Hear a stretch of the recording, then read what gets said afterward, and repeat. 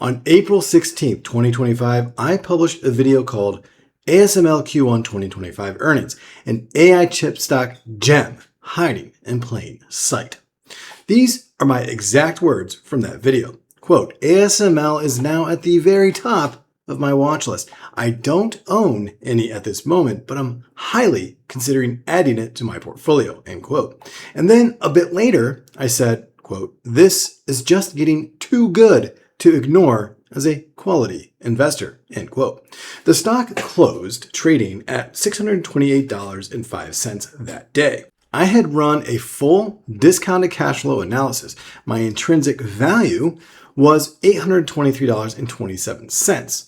Once I applied a 20% margin of safety, I had a buy price of $658.62.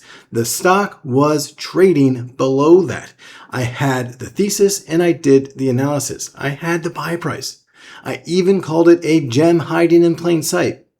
And I never bought a single share. Now, ASML is trading at $1,801. That is a 187% gain from the price I called out as a buy just 14 months ago.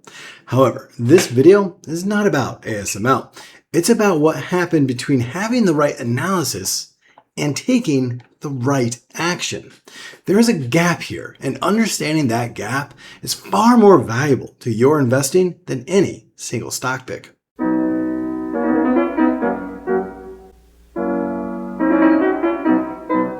Welcome to The Quality Investor. In order to hold myself accountable here, let me walk through what I documented in that April 2025 video. On the business itself, everything I said has held up.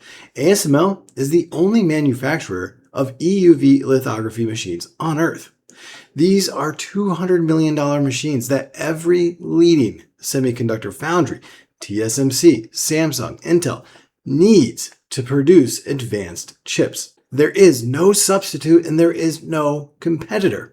The switching cost is as insurmountable as can be. If a foundry tried to walk away from ASML, it would effectively end their ability to manufacture cutting-edge AI chips. I called it a monopoly in the truest sense of the word, and that characterization was and is absolutely correct.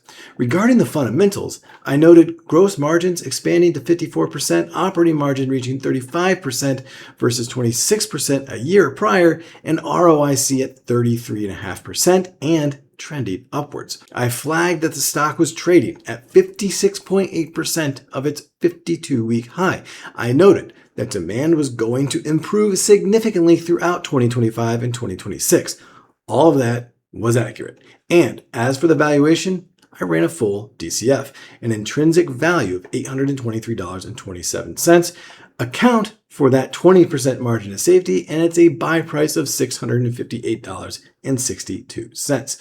The stock was trading at $628.05. It was below my own buy price, inside my own margin of safety, and I still did not buy.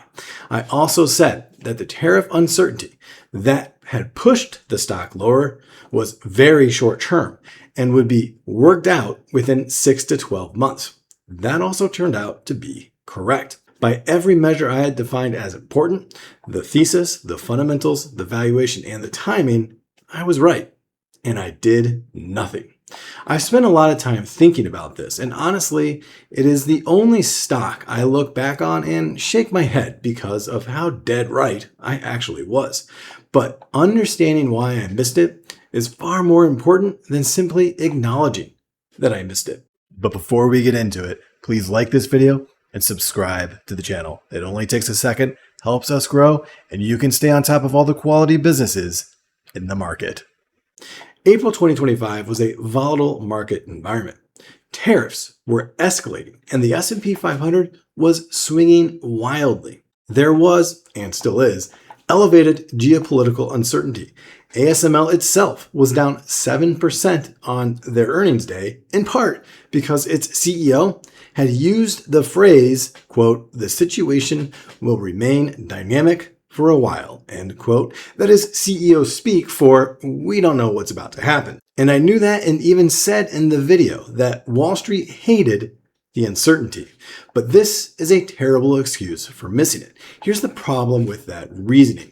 I explicitly acknowledged in the video that the macro concerns were short term. I knew the underlying business was exceptional. I knew the price was below my buy target, and I still let the noise of the moment override the clarity of my own analysis. That is a form of inconsistency. You apply your framework to arrive at a conclusion and then do not trust your own framework enough to act on it. This is something I speak against all of the time, yet I'm prone to it from time to time. This is one of the harder parts of investing, learning to trust your own analysis. I also said in the video that the stock could go down further before I would consider buying. I noted it was trading at the bottom of its range, and I think part of what held me back was wanting to see more of a decline before hitting that buy button. This is a form of wanting more certainty before acting. This is the cruelest form of investor behavior, having experienced it firsthand. The best opportunities almost never look clean at the moment of purchase. If ASML had been obviously cheap with no uncertainty, it wouldn't have been at 56% of its 52-week high. The uncertainty was the price, and I wasn't willing to pay it at that moment. I also suffered from analysis paralysis. This is something I struggled with early on in investing. It is when you overthink a decision so much that you end up unable to decide at all. I had done a thorough DCF, but I kept second guessing the assumptions. What if my revenue growth estimates were too aggressive? What if the margins didn't expand as projected? What if the free cash flow doesn't materialize?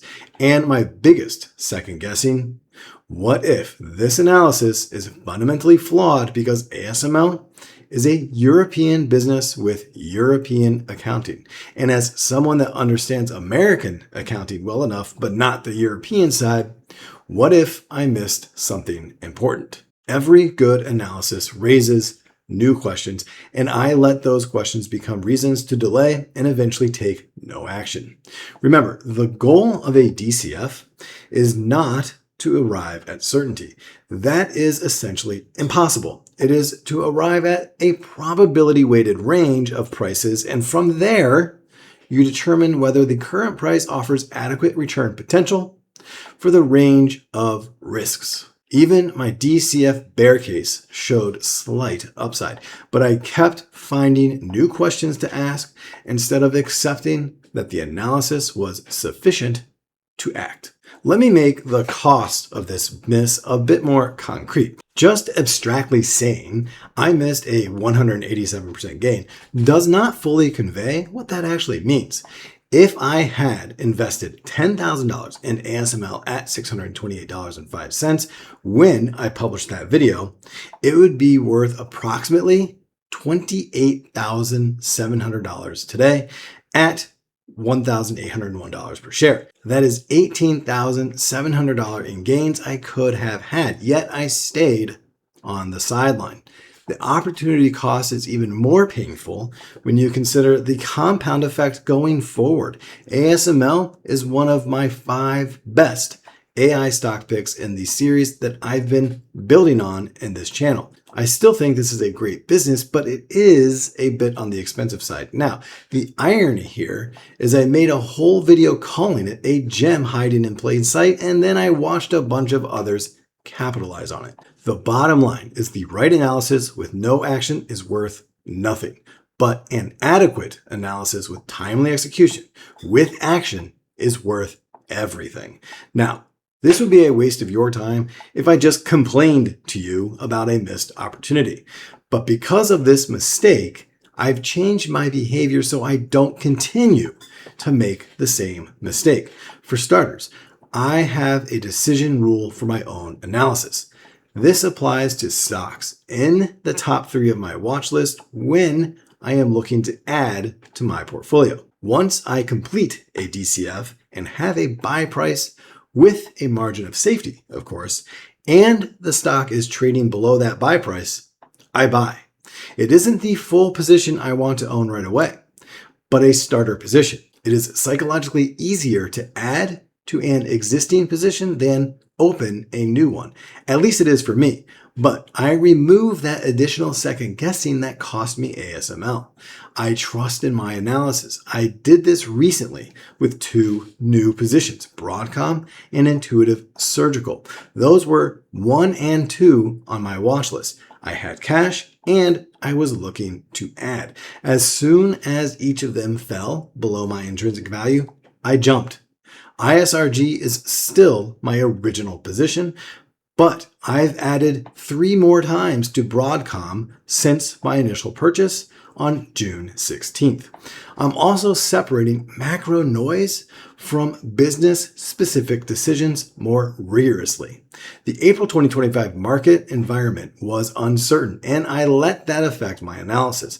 But the reality is that every market environment is uncertain. No matter what, you can come up with negative sentiment surrounding the market. Rarely, if ever, does market uncertainty resolve itself before that great opportunity goes away. A quality business trading below intrinsic value with a margin of safety is never less quality because of the noise in the market. There is false comfort in waiting for a more tranquil market, but in fact, it is risky to wait because it may not trade below your buy price for long. The market certainly undervalues businesses from time to time, but it can also rectify its oversight quickly. Finally, I'm going to be more transparent with you, the audience, about my buy decisions and my actual process. Just publishing a video that says I'm highly considering this stock, but then not buying, is not following through on it. It is deceptive analysis and it serves as hedging my bets. If the analysis supports a buy at a certain price and I'm looking to buy it or have bought it, I'll do a video detailing the decision to buy from thesis to DCF. The best investment lessons rarely come from your wins. It comes from the moments when you knew exactly what to do and then didn't do it, or vice versa. You knew what not to do and did it anyways. ASML was one of those moments for me. I described it as too good to ignore. It was at the top of my watch list. The price was below my margin of safety price. I actively researched it for weeks and then I let it compound for someone else. If you took one thing from this video, let it be this. The analysis is the easy part. Anyone can run a DCF, identify a great business, and arrive at a buy price. The hard part is trusting your own work enough to act on it when the environment is uncertain and the decision feels truly uncomfortable. But the environment is always uncertain. The decision always feels uncomfortable. And the stocks that offer the best opportunities are almost always the ones where that discomfort is highest. I won't make the same mistake twice. Thank you for watching today's video. And if you've made it this far, go ahead and subscribe to the channel. Thank you and happy investing.